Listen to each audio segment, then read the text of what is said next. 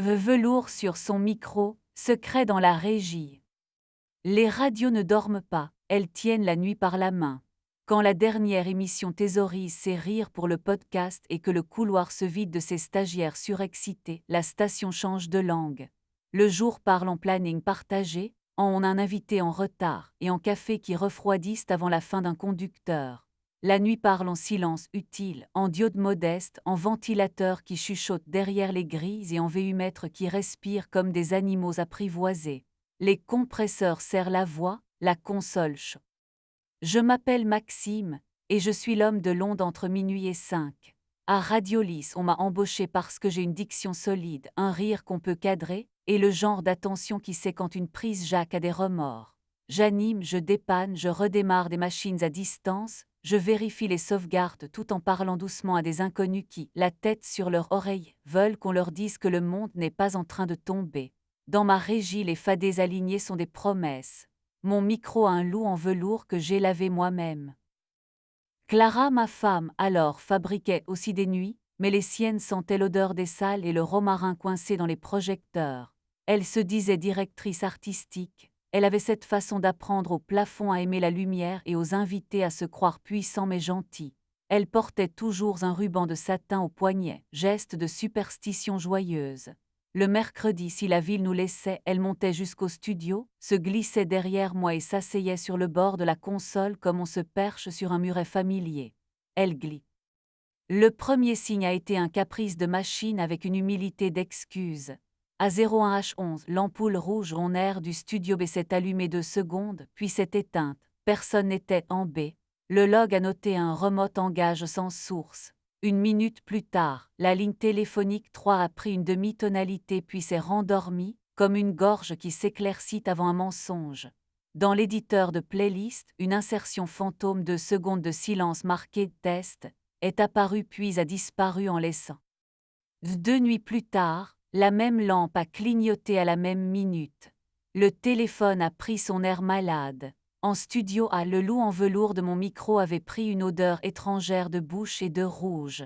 Sur la console, un fadé qui ne bouge jamais, le talkback vers la cabine d'annonce avait été posé un cran plus haut, comme si un doigt l'avait testé et trouvé convaincant. J'ai passé le doigt sur la glissière, une poudre fine, brillante comme un soupir, mais restée sur l'index. Je ne suis pas policier, je suis un homme de son, mécanicien de voix, archiviste de respiration, mais je crois aux traces. Dans un tiroir de la régie, on garde de la poudre fluorescente pour les formations hygiène, montrer comment un bouton passe de main en main. J'ai pris le pinceau et discret, j'ai soufflé un rien sous la poignée intérieure du studio B. Une caresse au dos du talkback, là où un index s'oublie, un baiser le long du switch remote engage. J'ai ajouté un cheveu de bande magnétique, un fil invisible entre. Clara est venue plus tard. Elle sentait les fleurs et une fatigue qui lui va bien. Elle a volé une gorgée dans mon thermo, elle a fait la grimace avec élégance, et s'est posée la jambe croisée, velours de sa jupe contre métal de ma console. Ta radio chuchote, a-t-elle dit, regardant les VU comme on lit une main. Elle chuchote trop. Elle rêve, ai-je répondu. Parfois, elle marche dans son sommeil et je lui remets la couverture. Et elle a incliné la tête. Avant de dire vrai, Clara prend toujours un petit angle, 30 degrés vers l'honnêteté, dit vers l'imprudence. J'ai posé ma main là où je la pose toujours quand je cherche sa vérité, contre le côté de sa gorge, pas pour appuyer, juste pour dire je t'écoute. Je l'ai senti se poser, choisir Pluton que céder. On devrait, a-t-elle dit. La conversation, ai-je soufflé, déjà un peu essoufflée. Ouverte, et elle a dit, posant le mot comme on pose un verre entre adultes qui savent boire, pas la foire, pas la cruauté, des règles, personne de ton équipe, personne qui me paie. On se dit avant d'agir, on se garde en premier, préservatif non négociable, notre lit est une frontière, la station, elle a regardé la lampe rouge, est un sanctuaire. J'ai fait une blague, pauvre tu dessines l'église, et tu me demandes d'être sacristain et nous avons scellé autre chose que des phrases.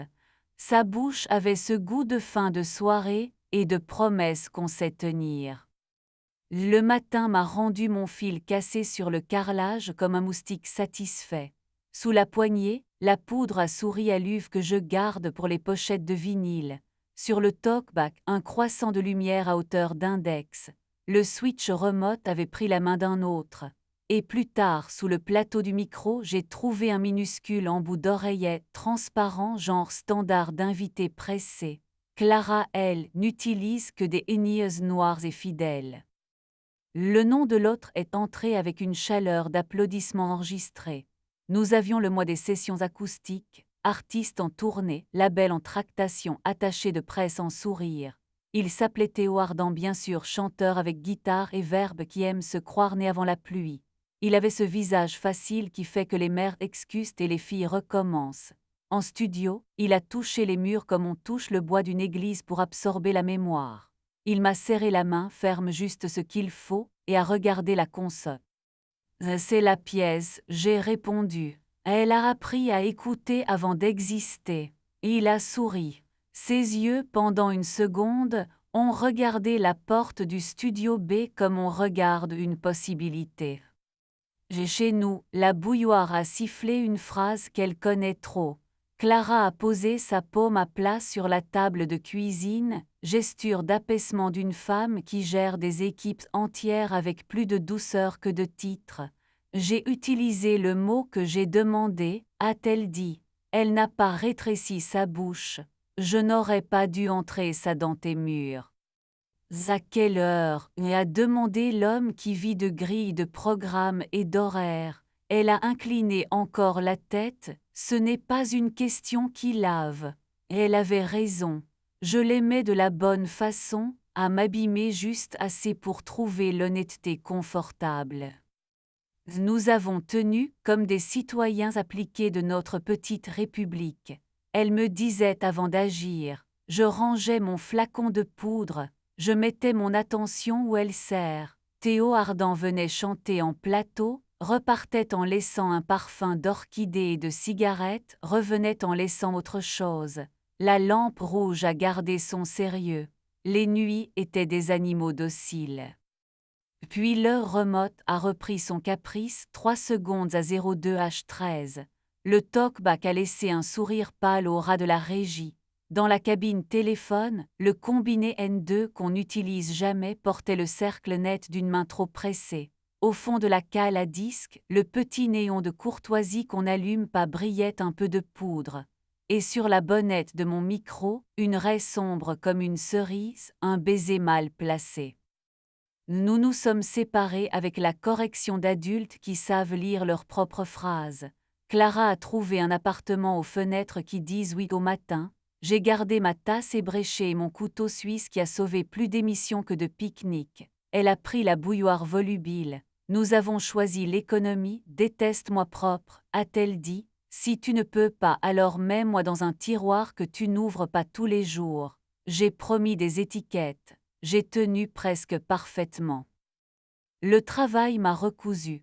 Un serveur a décidé de mouliner la nuit entière comme un danseur sans musique. Je l'ai pris par la hanche et ramené au tempo. Une auditrice m'a appelé pour m'expliquer que son mari dort mieux si je parle de météo. J'ai parlé de pluie comme on parle d'un chat qu'on a apprivoisé. Un stagiaire a oublié de router une piste. Je l'ai initié au rituel du patch bay et au respect qu'on doit au câble. Les invités se sont succédés, les chansons aussi. J'ai dormi par quart comme les marins. J'ai appris à aimer ma fatigue plus. C'est dans une panne que Lina est entrée dans ma phrase. On dit ingénieur du son, c'est vrai, mais ça ne suffit pas. Elle écoute comme un instrumentiste respire. Elle est venue parce que l'unité d'alimentation de la console avait décidé d'avoir une mémoire d'enfance capricieuse et bruyante. Elle a commencé par poser sa main sur le châssis, comme on pose une main sur un thorax pour sentir un rythme qu'on n'entend pas. Elle a peur, a-t-elle dit au métal, pas à moi. Elle sentait l'odeur propre des ateliers et par-dessous quelque chose de doux. Nous nous sommes vraiment rencontrés dans le sas entre régie et studio, derrière le rideau acoustique, à l'heure où même les diodes ont l'air de cligner plus lentement.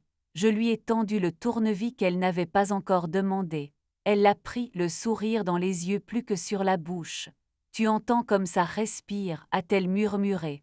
J'ai hoché la tête. Nous étions 2 personnes devant une machine qui cherchait une raison d'être sage, nous l'avons trouvée à 4 mains.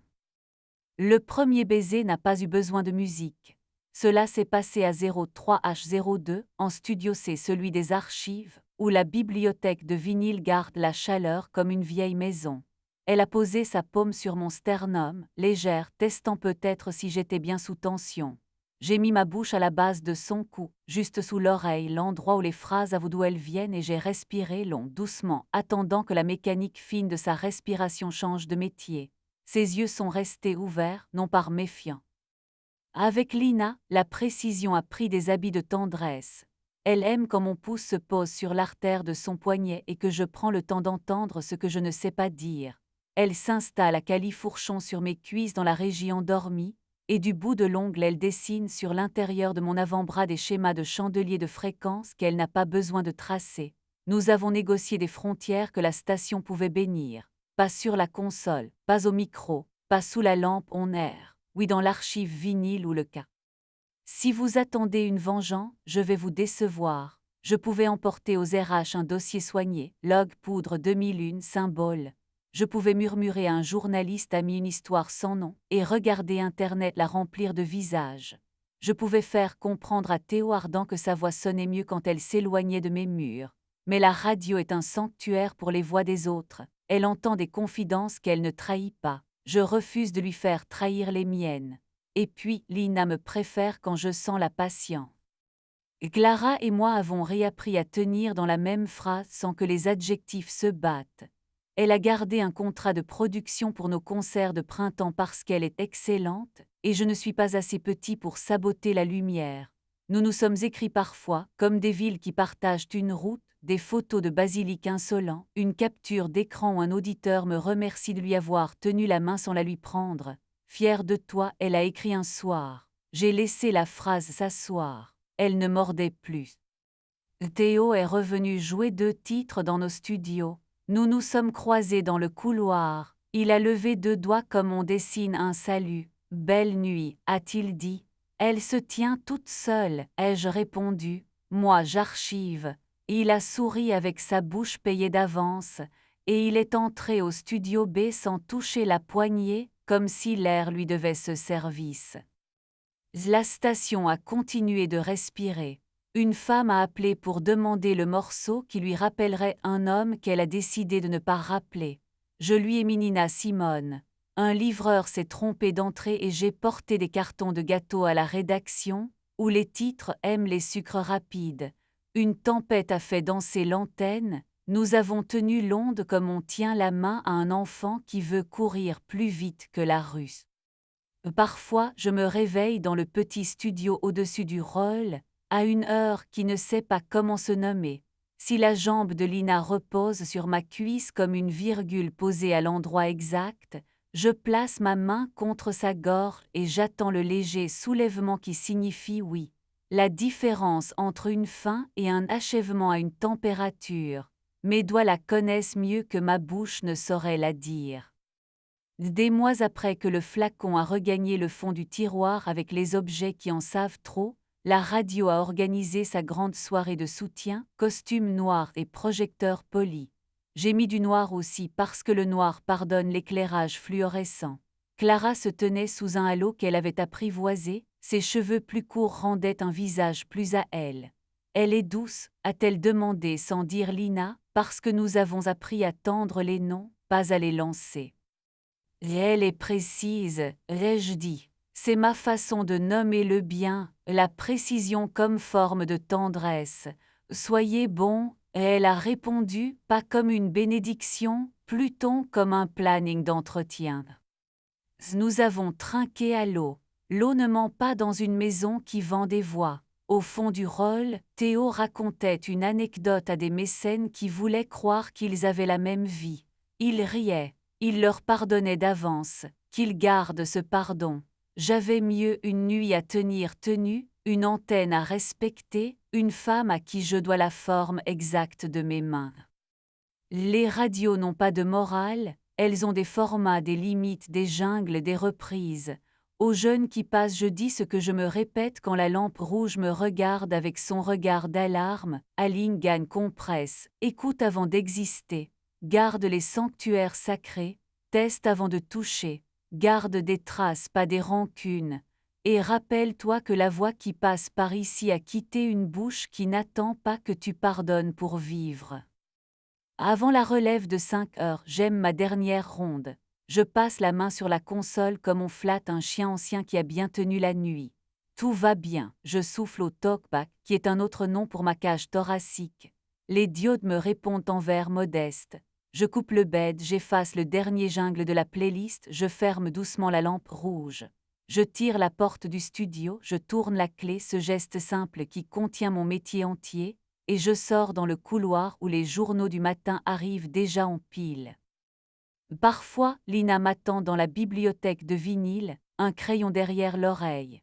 Elle pose sa paume sur mon sternum comme on vérifie un courant de repos. Je remets ma bouche à sa place, là où les phrases naissent avant de se prendre pour des idées, et je respire la seule vérité que je garde religieusement. Les sanctuaires se fabriquent, l'amour est un carnet d'entretien, je n'utiliserai pas l'onde des autres pour diffuser ma vengeance. Si le on-air du studio B cligne encore à 01H11, je le verrai. Je déciderai si je sors.